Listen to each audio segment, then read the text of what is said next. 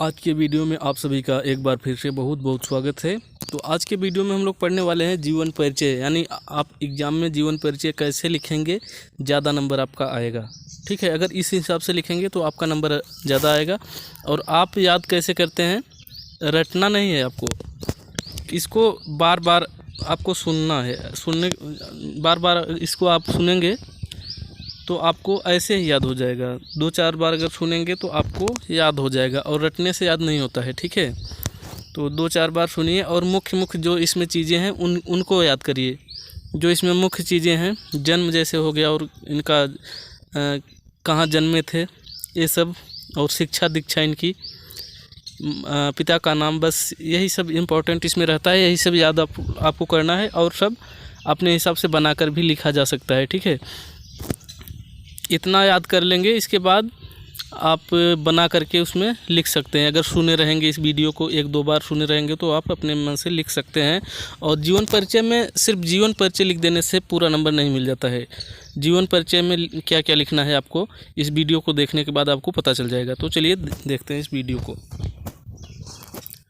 जीवन परिचय, जयशंकर प्रसाद का जीवन परिचय इसमें हम लोग देखने वाले हैं। तो देखिए, हिंदी साहित्य के महान कवि, नाटककार, कहानीकार एवं निबंधकार श्री जयशंकर प्रसाद जी का जन्म सन 1889 ईस्वी। 1889 को आप ब्लैक पेन से लिखेंगे, क्योंकि इसको हाईलाइट करना होता है। जो मुख्य चीज़ें होती हैं उनको आप ब्लैक पेन से लिखेंगे, मतलब वो दिखना चाहिए। ठीक है, अट्रैक्टिव तभी रहेगा आपका आंसर। तो इसको आप ब्लैक पेन से लिखेंगे। सन 1889 ईस्वी में काशी के प्रसिद्ध सुगनी साहू परिवार में हुआ था। सुगनी साहू परिवार जब लिखेंगे तो ऊपर ऐसे जो लगाया गया है इन्वर्टेड कामा के अंदर, इसको लिखना है। ठीक है, इतना लिखने के बाद आगे देखते हैं।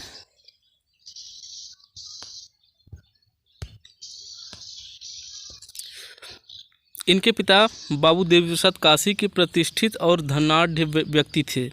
इनकी प्रारंभिक शिक्षा घर पर ही हुई तथा स्वाध्याय से ही इन्होंने अंग्रेजी, संस्कृत, उर्दू और फारसी का श्रेष्ठ ज्ञान प्राप्त किया। इनके साथ ही वेद, पुराण, इतिहास, दर्शन आदि का भी गहन अध्ययन किया। ठीक है, माता पिता तथा बड़े भाई की मृत्यु हो जाने पर इन्होंने व्यवसाय और परिवार का उत्तरदायित्व संभाला था। युवावस्था के पूर्व ही भाभी और एक के बाद दूसरी पत्नी की मृत्यु से इनके ऊपर विपत्ति का पहाड़ टूट पड़ा। इसके आगे देखते हैं क्या है। इनको विषम परिस्थितियों में जीवन भर संघर्ष करना पड़ा, लेकिन इन्होंने हार नहीं मानी और निरंतर साहित्य सेवा में लगे रहे। क्रमशः प्रसाद जी का शरीर चिंताओं से जर्जर हो गया और अंततः क्षय रोग से ग्रस्त हो गए। क्या हुआ इनको? अंत में क्षय रोग से ग्रसित हो गए। और देखिए यहाँ इनकी मृत्यु जो है, इसको भी आप ब्लैक पेन से लिखेंगे, क्योंकि इसको भी आपको जैसे आपके उत्तर में दिखना चाहिए। मुख्य चीज़ें जो होती हैं वो दिखना चाहिए, उस पर नज़र जानी चाहिए एग्जामिनर की, तभी आपको नंबर ज़्यादा मिलता है। ठीक है, तो 14 नवंबर सन 1937 ईस्वी को 48 वर्ष की अल्पायु में ये दुनिया से विदा ले लिए। अब कृतियाँ यानी रचनाएं, कृतियाँ भी आपको लिखना पड़ता है। तो कृतियाँ देखिए, इनकी प्रमुख कृतियाँ निम्नलिखित हैं। नाटक में देख लेते हैं क्या क्या है। तो चंद्रगुप्त, स्कंदगुप्त, अजातशत्रु, ध्रुव स्वामिनी, विशाख, कामना, राजश्री, जन्मेजय का नागयज्ञ, करुणालय, एक घूंट, सज्जन, कल्याणी पेड़ आदि, इतने सभी हैं क्या, नाटक। इसके बाद कहानी इनकी देखते हैं। कहानी संग्रह क्या है। तो छाया, प्रतिध्वनि, आकाशदीप तथा इंद्रजाल इत्यादि, ये सभी हैं कहानी संग्रह इनके हैं। इसके बाद उपन्यास देखते हैं। उपन्यास से कंकाल, तितली, इरावती, अपूर्ण। अपूर्ण का मतलब है जो इरावती रचना है ये पूरा नहीं हुआ था।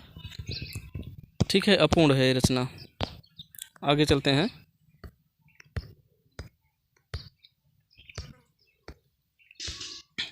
और निबंध संग्रह, इनके निबंध संग्रह हैं काव्य कला तथा अन्य निबंध। और काव्य देखते हैं, काव्य क्या क्या लिखे हैं, क्योंकि ये कवि भी थे। कामायनी जो कि महाकाव्य है। आंसू, झरना, लहर। कामायनी श्रेष्ठ छायावादी महाकाव्य है। ठीक है, इनकी जो कामायनी रचना है छायावादी महाकाव्य है और सबसे श्रेष्ठ इनकी रचना है। साहित्य में स्थान, साहित्य में स्थान भी आपको लिखना पड़ता है। साहित्य में स्थान का मतलब है साहित्य में क्या क्या किए थे, साहित्य में स्थान में यही रहता है। तो देखिए, प्रसाद जी छायावादी युग के जनक, कहने मतलब छायावाद के जनक कौन है? जयशंकर प्रसाद ही हैं। तो प्रसाद जी छायावादी युग के जनक तथा युग प्रवर्तक रचनाकार हैं। बहुमुखी प्रतिभा के कारण इन्होंने मौलिक नाटक, श्रेष्ठ कहानियाँ, उत्कृष्ट निबंध और उपन्यास लिखकर हिंदी साहित्य को एक अलग पहचान दी। प्रसाद के बारे में नंद दुलारे वाजपेयी के कथन।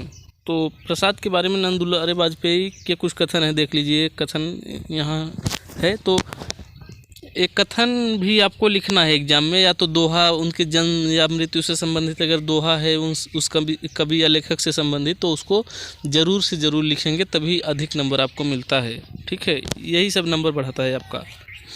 तो कथन क्या है? भारत के इन गिनेस श्रेष्ठ साहित्यकारों में प्रसाद जी का स्थान सदैव ऊंचा रहेगा।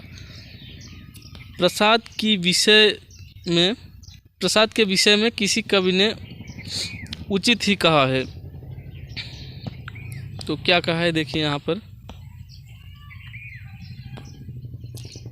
सदियों तक साहित्य नहीं यह समझ सकेगा तुम मानव थे या मानवता के महाकाव्य थे। ये ज़रूर लिखना है आपको। ठीक है, तभी आपका नंबर बढ़ सकता है, नहीं तो सिर्फ जीवन परिचय लिख देने से पूरा नंबर नहीं मिलता है। ज़्यादा नंबर पाने के लिए सबसे अलग करना पड़ेगा आपको।